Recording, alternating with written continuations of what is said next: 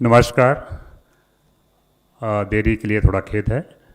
आज ब्रीफिंग के लिए साइक्लोन का विषय, जिसमें कल हमने शाम को ब्रीफिंग करी थी मीडिया के लिए, आज हमारे साथ हैं secretary DOT, additional secretary power, DG NDRF and DG IMD.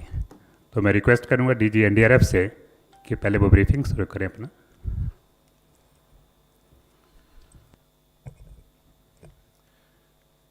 इससे पहले कि मैं प्रेजेंटेशन शुरू करूं, जो अद्यतन स्थिति है उसके बारे में मैं थोड़ा बताना चाहता हूं।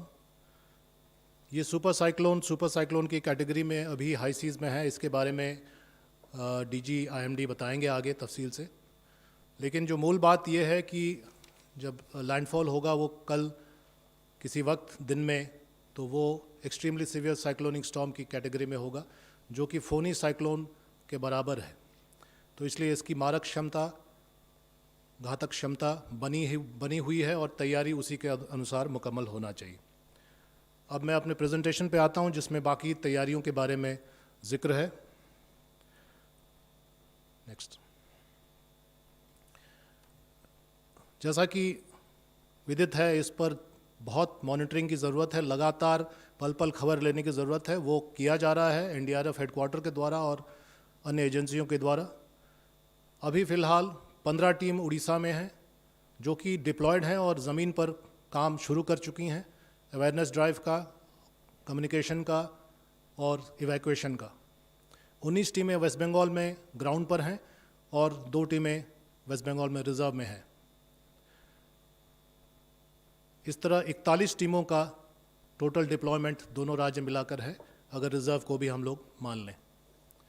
सभी के पास वायरलेस और सैटेलाइट कम्युनिकेशन है और क्विक डिप्लॉयमेंट एंटेना है। अगर पूरा कम्युनिकेशन ठप भी हो जाता है तब भी वो एनडीआरएफ हेडक्वार्टर के संपर्क में रहेंगे और वहाँ पर कम्युनिकेशन सेटअप कर सकते हैं लोकल एजेंसीज़ के लिए। जो एक्सपीरियंस साइक्लोन फोनी का हुआ, उससे हम लोगों ने कुछ सीख ली है और पर्याप्त ट्री कटर्स, पोल कटर्स इत्यादि पोस्ट लैंडफॉल रेस्टोरेशन के लिए रखा गया है, अगर उसकी ज़रूरत पड़े तो। और जो सबसे अहम बात है जो आपसे मैं शेयर करना चाहूँगा, वो ये कि ऐसा पहली बार हुआ है कि एक तरह से 2 डिज़ास्टर्स हम लोग एक साथ फेस कर रहे हैं। पहला डिज़ास्टर ऑनगोइंग है, कोविड-19, जो सब आप समझ रहे हैं, और उस माहौल में, उस परिप्रेक्ष्य में ही एक दूसरा डिज़ास्टर हमारे सामने है, जो साइक्लोन की शक्ल में है। सो अगर उसको शॉर्ट में कहा जाए, it is cyclone in the time of Covid. So ये डुअल चैलेंज हम लोग फेस कर रहे हैं और उसी के अनुरूप हम लोग कार्रवाई कर रहे हैं। ये एनडीआरएफ की जो टीमें डिप्लॉय हुई हैं उसका नक्शा है, जो आपसे शेयर कर लिया जाएगा। ये दोनों राज्यों को मिलाकर नक्शा है, जिसमें आप देख सकते हैं 34 टीमें डिप्लॉयड हो चुकी हैं, 41 टीमें डिप्लॉयड हो चुकी हैं, जिसमें से 34 डिप्लॉयड हैं और 7 रिजर्व में। वेस्ट बंगाल में 21 टीमें हैं, अगर रिजर्व को माना जाए तो। लाल में रिजर्व है और 19 टीमें ज़मीन पर ऑलरेडी डिप्लॉयड हैं, अपना काम कर रही हैं। ये लोकेशंस भी यहाँ हैं जो आपसे साझा किया जाएगा, तो आप इसको रख सकते हैं अपने रिकॉर्ड के लिए। 2 टीमें रिजर्व में हैं और 19 टीमें डिप्लॉयड हैं। 6 जिलों में ये डिप्लॉयमेंट हुआ है और 6 जिलों का जो की विवरणी है वो आपके सामने है।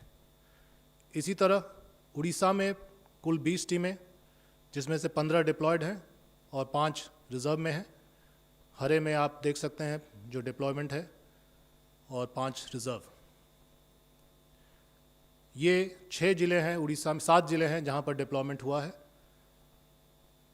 स्वाभाविक है कि जिस जिले में ज़्यादा इम्पैक्ट होने की संभावना बताई जा रही है वहाँ ज़्यादा है, तो इसलिए बालासोर में 4 टीमें हैं, केंद्रापड़ा में 3 टीमें हैं, भद्रक में भी 3 टीमें हैं। ये ज़्यादा अफेक्टेड होने की संभावना है, इसी के अनुसार वहाँ पर डिप्लॉयमेंट हुआ। तो 15 टीमें डिप्लॉयड और 5 टीमें रिजर्व।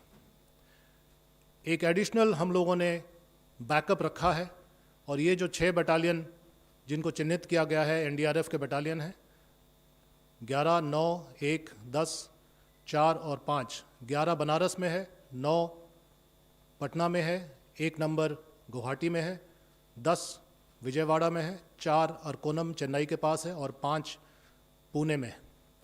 इन सभी में एयरपोर्ट्स हैं या मिलिट्री के एयरपोर्ट्स हैं, और इनको इसलिए चुना गया कि यहाँ से एयरफोर्स हेवी एयरक्राफ्ट C-130 इत्यादि से शॉर्ट नोटिस पर ट्रूप्स को ला सकता है जहां पर ज़रूरत हो। तो मैं आपको बता दूं कि 4 टीमें, प्रत्येक बटालियन में 4 टीमें हॉट स्टैंड बाय में रखी गई हैं, जो कल मैंने बताया था, जो शॉर्ट नोटिस पर उनको एयरलिफ्ट किया जा सकता है और यहाँ लाया जा सकता है जहाँ पर साइक्लोन का इम्पैक्ट हो रहा है। 6x4 24 टीमें इस तरह से स्टैंड बाय में है, out of the area, but stand by, hot stand by में है for any time lifting by the air force. NDRF की एक्टिविटी क्या चल रही है? कोऑर्डिनेशन का काम शुरू से ही हो रहा था, पिछले 7 दिन से हम लोग कर रहे थे। अवेयरनेस लगातार पिछले 3 दिन से अवेयरनेस कैंपेन चल रहा है, वो फोटो में आप लोग देखेंगे, वीडियोस में देखेंगे।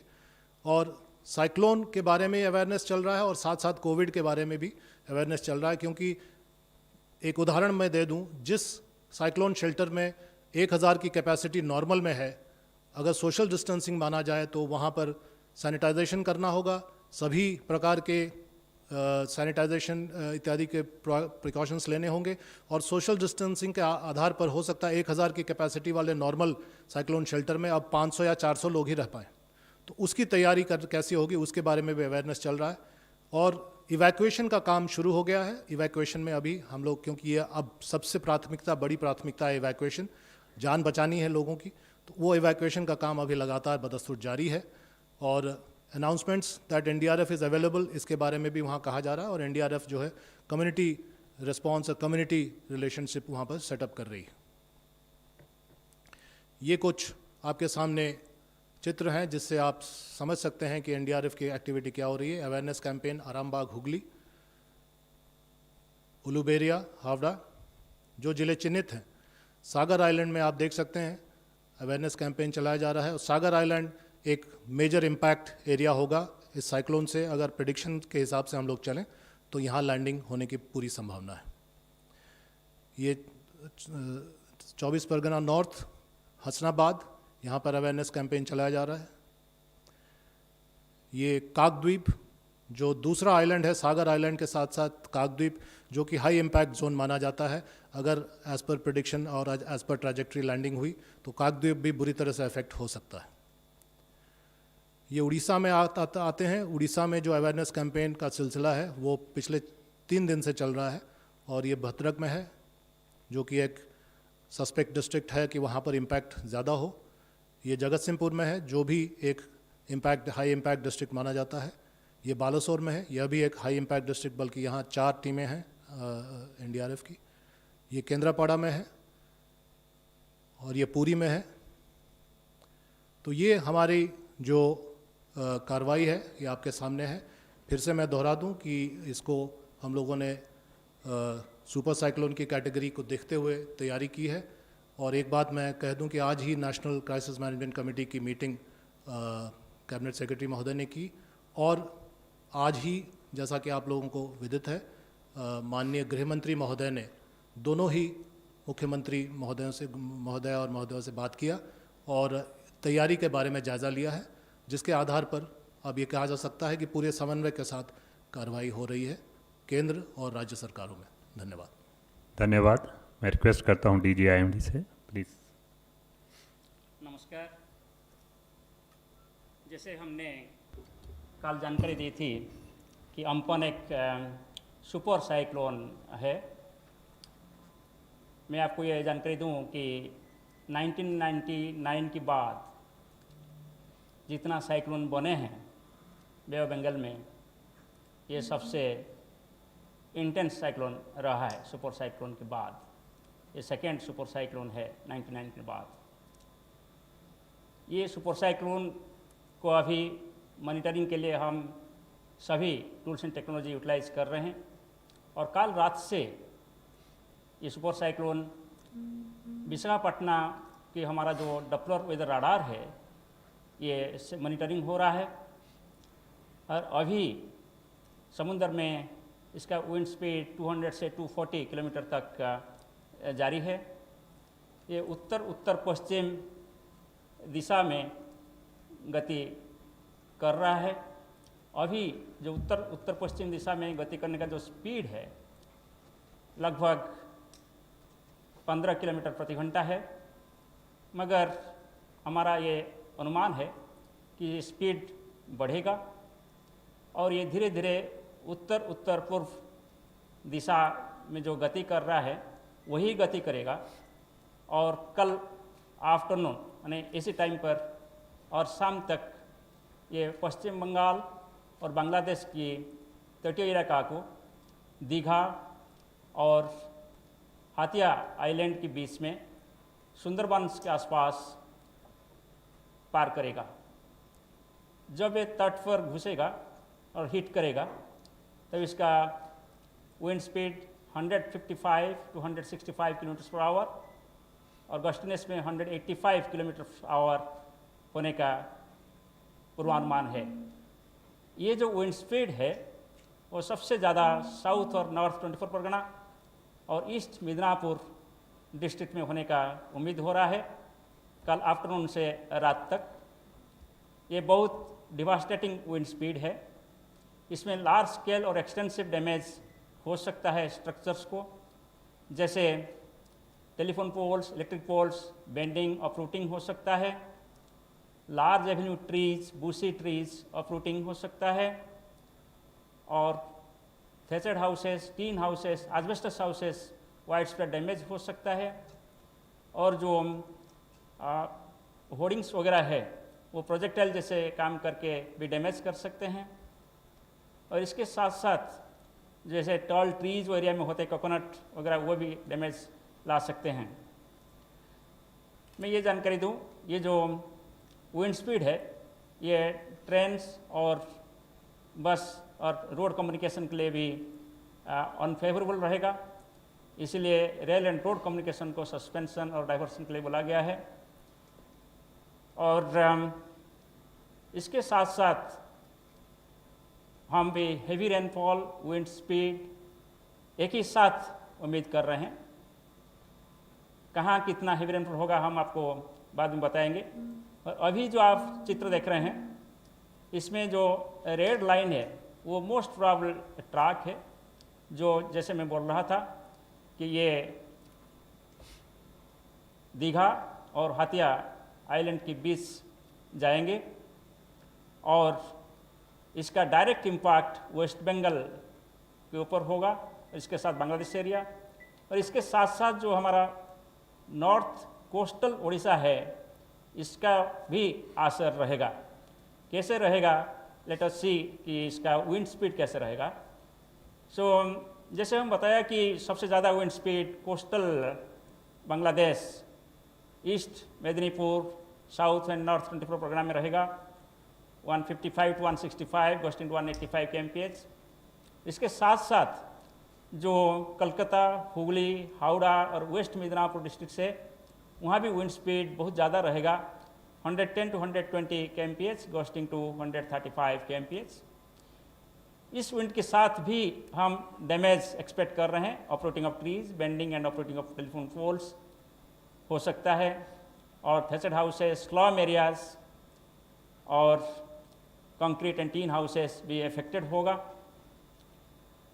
और सबसे बड़ा इम्पोर्टेंट बात मैं बोलना चाहता हूँ, इस साइक्लोन के साथ जो स्टॉर्म सर्ज आता है कि टाइडल वेव आता है वो इस इलाका में बहुत ज़्यादा होता है। हमारा अभी जो अनुमान है कि साउथ और नॉर्थ 24 प्रोग्राम में स्टॉर्म सर्ज भी बहुत ज़्यादा रहेगा, वो भी देखेंगे कि कितना स्टॉर्म सर्ज होगा। अभी उड़ीसा की विंड्स का हम बातें करें तो ऑलरेडी जो साउथ कोस्टल उड़ीसा है वहाँ विंड स्पीड अभी 55 to 65 kmph गोस्टिंग 75 kmph चल रहा है, जो समुंदर का इलाका है साउथ कोस्टल उड़ीसा के साथ, यानी गंजाम, गजपति, पुरी जिला के साथ जो समुंदर है उसमें विंड स्पीड बढ़ गया है और ये धीरे धीरे बढ़ता रहेगा। और ये विंड स्पीड कल सुबह साउथ कोस्टल उड़ीसा और जो नॉर्थ कोस्टल उड़ीसा का इलाका है 75 to 85 kmph होगा। और जब साइक्लोन कल दोपहर को सबसे नज़दीक में आएगा नॉर्थ कोस्टल उड़ीसा के पास, तब wind speed 100 to 110 kmph gusting to 125 kmph होगा। और इसके साथ साथ जो थोड़ा इंटीरियर एरिया है जैसे पुरी, खोर्धा, जो खोर्धा के अंदर भुवनेश्वर आता है, कटक, जाजपुर वहाँ भी wind speed 55 to 65 kmph, gusting 75 kmph होगा। सो इसमें ये विंड्स में जो नॉर्थ कोस्टल उड़ीसा का जो डिस्ट्रिक्ट्स है उसमें भी डैमेज हो सकता है। क्या डैमेज होगा हम बाद में आपको बताएंगे। सो ये जो इस फोरकास्ट में आपको बोल रहा हूँ, ये काल से हम यही फोरकास्ट दे रहे हैं, फोरकास्ट में कोई चेंज नहीं है। वेस्ट बंगाल का बात करें तो आज शाम से या रात को यहाँ wind speed 55 to 65 km/h, gusting 75 km/h हो सकता है जो सी एरिया है वेस्ट बंगाल के आसपास, और ये विंड स्पीड धीरे धीरे बढ़ेगा और कल सुबह 75 to 85 km/h, गस्टिंग से 95 km/h हो सकता है। और जब साइक्लोन तट को पार करेगा आफ्टरनून से रात तक, तब 155 to 165 kmph सबसे ज़्यादा, और एक गस्टिंग में 185 kmph हो सकता है। और जो पॉसिबल डिस्ट्रिक्ट्स है south and north 24 Pargana and east Midnapore districts, और कलकत्ता, हुगली, हावड़ा और वेस्ट मिदनापुर डिस्ट्रिक्ट्स में 110 to 120 kmph, gusting to 135 kmph होगा। Next please. सो ये है हमारा जो तेज़ बारिश की अनुमान। ये जो आप एक मूवी देख रहे हैं ये एक डायरेक्ट मॉडल आउटपुट है। सो इसके हिसाब से हम नॉर्थ कोस्टल उड़ीसा के लिए heavy to very heavy rainfall warning दिए हैं।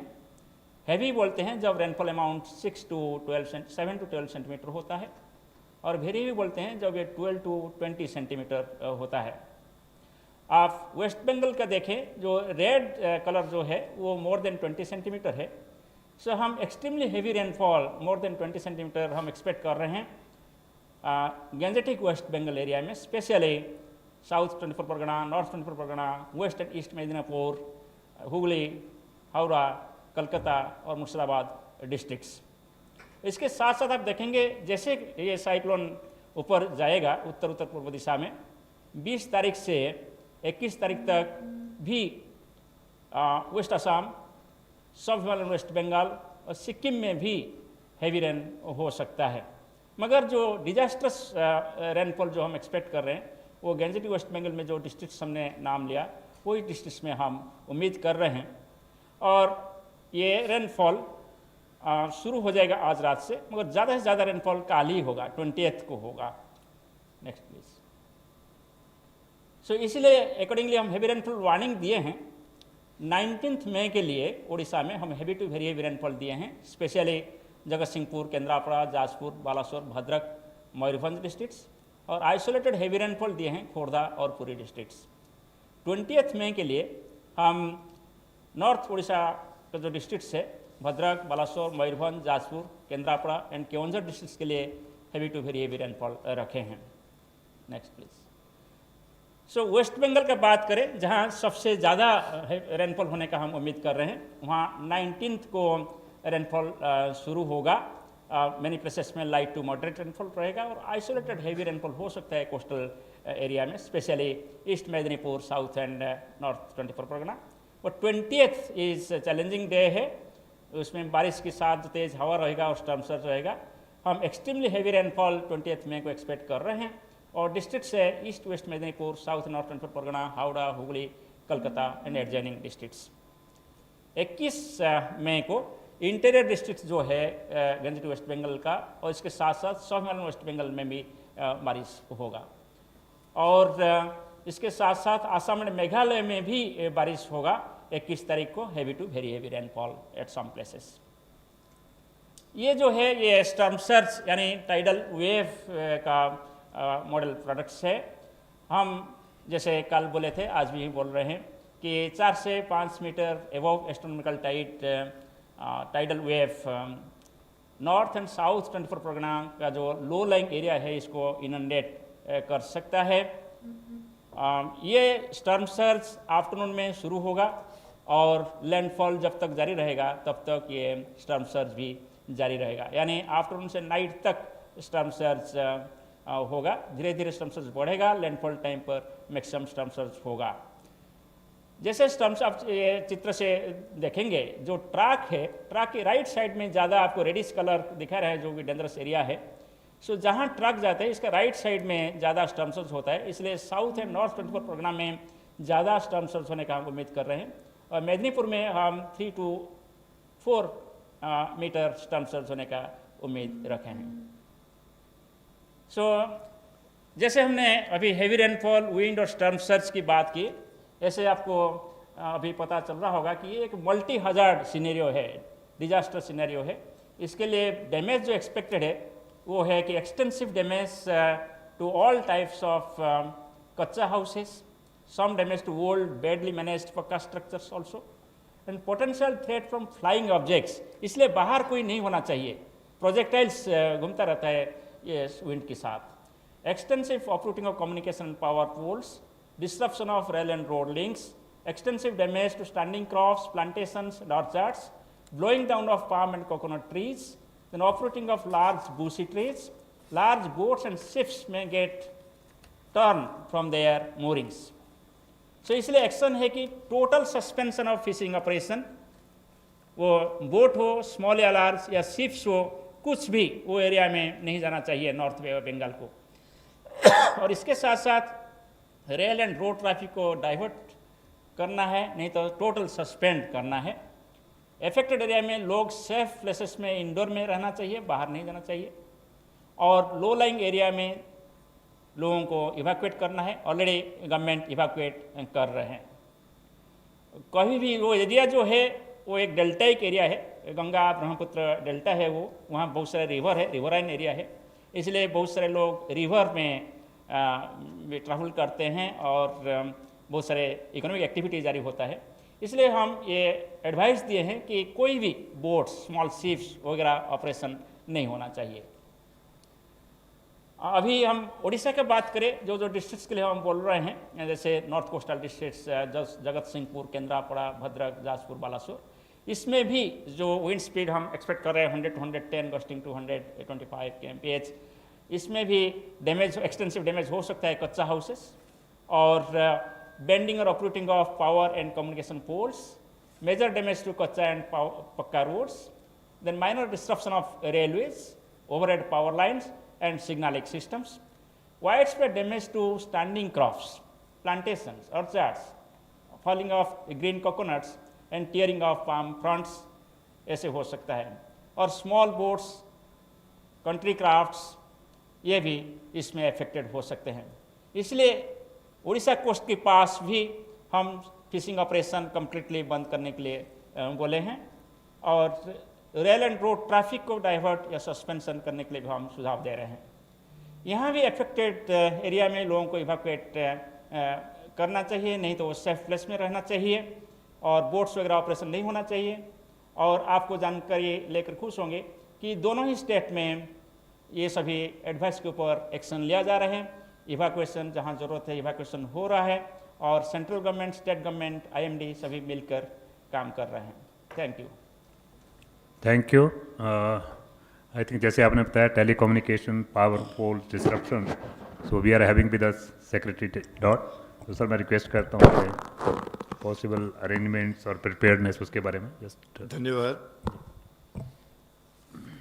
जैसे कि महापात्रा साहब ने आपको बताया कि जब इतनी तेज़ रफ्तार की विंड चलती है, साइक्लोन होता है, तो बहुत एक्सटेंसिव डैमेज होता है। पेड़ गिरते हैं तो जो टेलीकॉम की जो केबल्स हैं, कॉपर की हों या ऑप्टिकल फाइबर की हों, वो डैमेज हो जाती हैं। जो टेलीकॉम टावर हैं वो डैमेज हो जाते हैं, एंटीना मुड़ जाते हैं, BTS या जो बेस ट्रांसीवर स्टेशन होता है वो उड़ जाता है। और यदि पावर सप्लाई डिसरप्ट हो जाए तो मोबाइल टावर्स को पावर की आवश्यकता होती है, वो भी दिक्कत आती है। दोनों राज्यों में सभी ज़िला जो प्रभावित हैं वहाँ पे हमारे सारे ऑपरेटर्स हैं, BSNL भी है, जियो भी है, एयरटेल भी है, वोडाफोन आइडिया भी है। कल की जो कैबिनेट सचिव महोदय की जो बैठक थी, जो NCMC की बैठक होती है, उसके तुरंत बाद ही डिपार्टमेंट ऑफ टेलीकम्युनिकेशन ने इन सब ऑपरेटर्स के साथ विस्तृत चर्चा करके तैयारी का पूरा प्लान फिर से रिवाइज कर लिया। डिजास्टर के लिए हमारा प्लान होता है, और ऐसे मौक़ों पे, ऐसे समय उसको हम ऑपरेशनलाइज करते हैं, पर तभी भी आवश्यक होता है कि सब ऑपरेटर्स के साथ बैठ के उनकी दिक्कतों को समझ के और इस समय जब जैसे कि प्रधान साहब ने बताया कोरोना के कारण कुछ प्रॉब्लम और बढ़ सकती है, तो कैसे समाधान किया जाए, उन सब चीज़ों का हमने हल निकाला। उन सबको हमने पूरी तैयारी रखने के निर्देश दिए। एसएमएस द्वारा जो अफेक्टेड पॉपुलेशन है, केवल उन्हीं ज़िलों की जहाँ पे प्रभाव पड़ेगा, उनको अलर्ट जारी किए जा रहे हैं इवैक्यूएशन के लिए। ये राज्य सरकारों पे छोड़ा है कि कैसे वो अलर्ट, किस फ्रीक्वेंसी में वो अलर्ट करवाना चाहते हैं, और ये निःशुल्क फ्री ऑफ कॉस्ट किए जाएंगे टेलीकॉम सर्विस प्रोवाइडर्स द्वारा, और लोकल भाषा में होंगे जिससे कि लोग समझ पाएँ। इसके अलावा तूफान गुजरने के बाद, साइक्लोन गुजरने के बाद इंट्रा सर्कल रोमिंग चालू रहेगी, यानी कि कोई भी सब्सक्राइबर, कोई भी कंज्यूमर, अगर उसके पास किसी एक प्रोवाइडर का फ़ोन है और उस प्रोवाइडर का नेटवर्क ख़राब हो जाता है, तो ऑटोमेटिकली ये सब्सक्राइबर जो भी नेटवर्क अवेलेबल है उस पर लैच कर लेगा। इसका भी कोई चार्ज नहीं होगा। नॉर्मली ये रोमिंग हम करते हैं जब एक राज्य से दूसरे राज्य में जाते हैं, जिसको रोमिंग कहते हैं, तो ये उसी राज्य में, उसी ज़िले में ये इंट्रा सर्कल रोमिंग भी चालू कर दी जाएगी। तैयारी के अंदर जो हमारे टेलीकॉम सर्विस प्रोवाइडर्स हैं उनको बोला गया है कि जनरेटर सेट्स पर्याप्त मात्रा में रखें डीजल के साथ, और उनको स्टेशन कर दें हर एक ज़िले में, जिससे जहाँ पे भी पावर का डिस्ट्रप्शन हो, ये जेन सेट्स हम उन टावर्स पे ले जाके टावर को चालू कर सकें। स्पेयर पार्ट्स की जो आवश्यकता होती है मरम्मत के लिए, क्योंकि एंटीना डैमेज हो जाते हैं, बीटीएस जैसे मैंने बोला उड़ जाते हैं, डैमेज हो जाते हैं, पावर की इक्विपमेंट जो टावर के साथ होती है वो ख़राब हो जाती है, इसके लिए भी बोला है कि वो पूरी तैयारी रखेंगे। ऑप्टिकल फाइबर केबल पर्याप्त मात्रा में रखी जाएगी, और फॉल्ट रिपेयर टीम्स जो कि तुरंत फॉल्ट रिपेयर करेंगे, जहाँ जहाँ केबल ख़राब हुई है उसको जोड़ेंगे, जहाँ टावर में डैमेज हुआ है उसको ठीक करेंगे, उनको भी, इन टीम्स को भी स्टेशन किया जा रहा है। इनके रहने में जो भी कुछ दिक्कत आ रही है, क्योंकि इस समय होटल, धर्मशाला वगैरह बंद हैं, वो भी हम राज्य सरकार से बात कर रहे हैं जिससे कि कोई कठिनाई ना हो। और मूवमेंट के लिए जो एसेंशियल सर्विस के लिए आवश्यक होगा इस समय, उसकी भी तैयारी हम लोग कर रहे हैं। स्पेशल फोकस, खास फोकस होगा जो कि बेस स्टेशन कंट्रोलर होते हैं। कई सारे टावर एक बेस स्टेशन कंट्रोलर से जुड़ते हैं, और बेस स्टेशन कंट्रोलर जो हैं वो मोबाइल स्विचिंग सेंटर से जुड़ते हैं।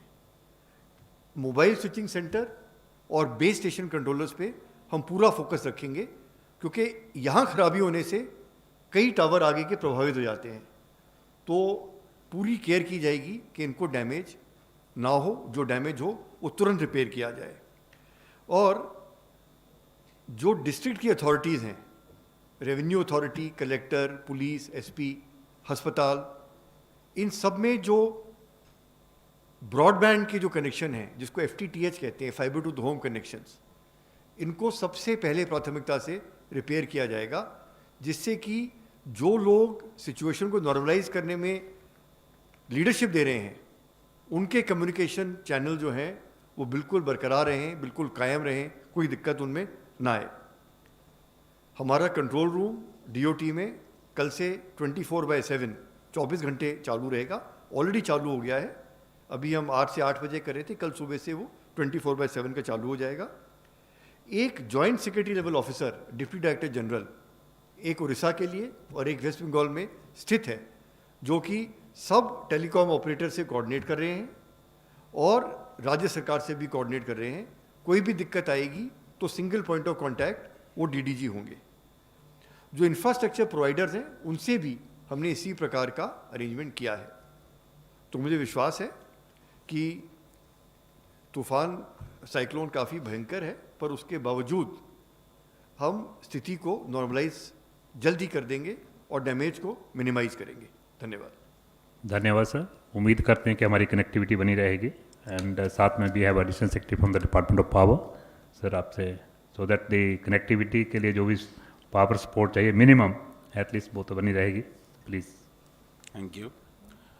इस साइक्लोन से पावर सप्लाई फ्रंट पर किसी प्रकार के डिसरप्शन को हैंडल करने के लिए मिनिस्ट्री ऑफ पावर ने पर्याप्त संख्या में इमरजेंसी रेस्टोरेशन सिस्टम को वेस्ट बंगाल और उड़ीसा में डिप्लॉय किया है, और हमने कल से ही 24/7 कंट्रोल रूम कोलकाता, भुवनेश्वर और पावर ग्रिड हेडक्वार्टर में स्थापित की है। और ये जो प्रोबेबल पाथ ऑफ साइक्लोन है और जीआईएस मैपिंग के आधार पर हमने वैसे ट्रांसमिशन लाइंस एंड सबस्टेशंस को आइडेंटिफाई किया है जो कि इस साइक्लोन के हाई इम्पैक्ट एरियाज़ में रहेंगे। हमने जैसे वेस्ट बंगाल में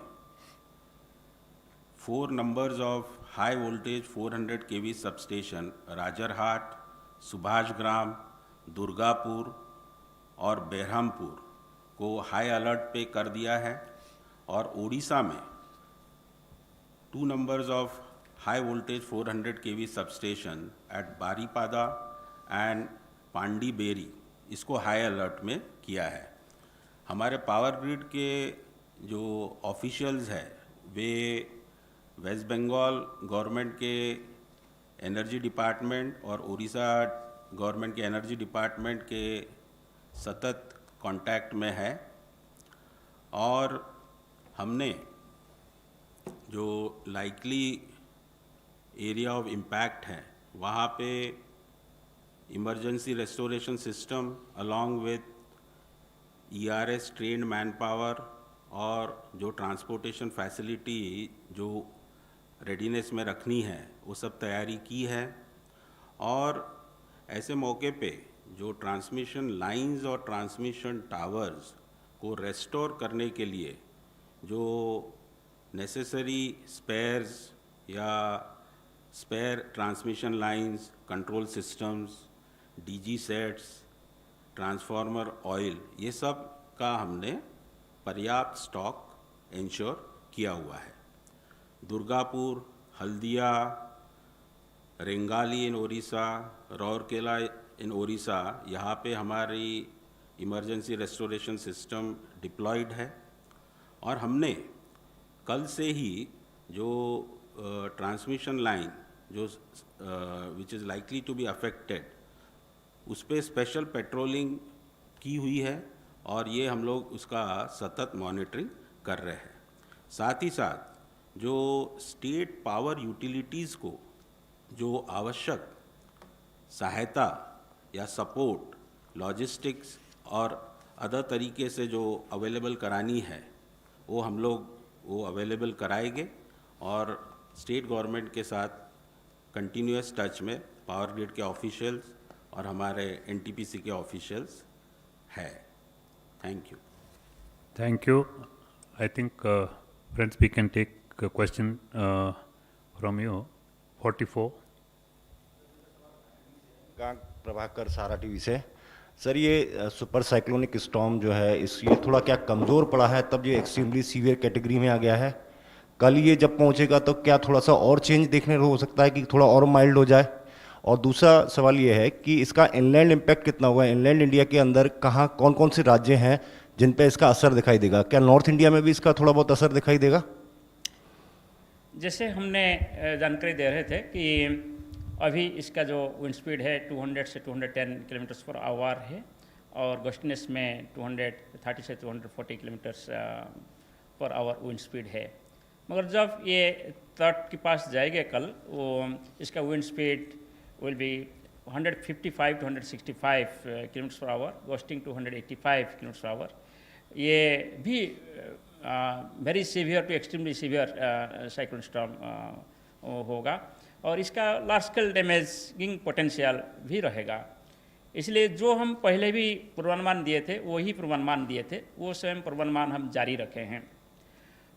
और जैसे इनलैंड की बात किया जाए तो इनलैंड में भी इसका असर है। सिर्फ सब हिमालयन, वेस्ट बंगाल, सिक्किम, असम, मेघालय, ये सभी एरिया में हम heavy to very heavy rainfall expect कर रहे हैं, स्पेशली 21 तारीख को। 20 तारीख को वहाँ बारिश शुरू होगा, और 21 तारीख को ज़्यादा बारिश, heavy to very heavy rainfall at some places हो सकता है। और इसके अलावा नॉर्थ इंडिया में इसका कोई ऐसे इम्पैक्ट नहीं है, कोई रेन या विंड कुछ होने वाला नहीं है नॉर्थ इंडिया में इसकी वजह से। 150। राहुल डबास, न्यूज़ नेशन से। सर, आमतौर पे जब मानसून से पहले बड़ा चक्रवात आता है तो उसका असर मानसून पे भी होता है, मानसून की गति पे भी होता है। क्या इसका असर भी मिल सकता है? मानसून देरी से हो सकता है या कम हो सकता है? ये जो ट्रॉपिकल साइक्लोन अम्पन का डेवलपमेंट हुआ, इसका 2 तरीके का असर रहा मानसून के ऊपर। आपको जानकारी होगा कि मानसून साउथ अंडमान सी और जो adjoining areas of south bay of Bengal, Nicobar islands में मानसून एडवांस कर चुके हैं। वो मानसून एडवांस के लिए ये सिस्टम हेल्पफुल रहा। और जो केरला का मानसून की बात, एडवांस की बात करें तो वहाँ मानसून स्लाइटली डिले होने का उम्मीद किया जा रहा है। हमारा जो पूर्वानुमान दिया गया है मई 15 तारीख को, 1 तारीख को यूजुअली, जून 1 तारीख को यूजुअली मानसून केरला तट पर आता है, और इस साल ये 5 जून को आएगा, स्लाइटली डिले, 4 डेज डिले। और इसका प्रमुख कारण यही ट्रॉपिकल साइक्लोन है, क्योंकि ट्रॉपिकल साइक्लोन एक टेम्पररी डिस्टर्बेंस होता है एटमॉस्फेयर में, इसलिए वो टेम्पररी जो एटमॉस्फेरिक कंडीशन है रीजनली, इसको डिस्टर्ब कर देता है। और ये जाने के बाद फिर रिस्टोर करने के लिए एटमॉस्फेयर को थोड़ा 4-5 दिन टाइम लगता है। इसीलिए हम उम्मीद कर रहे हैं कि स्लाइट डिले होगा। जून 5 तारीख को केरला तट पर मानसून आने का उम्मीद है। फ्रेंड्स, आई थिंक जैसे एक्सपर्ट्स ने बताया, we have to stay alert, follow the advisories of IMD and remain aware of what's going on. So with this request and appeal to all of you, I thank all of you. Thank you very much.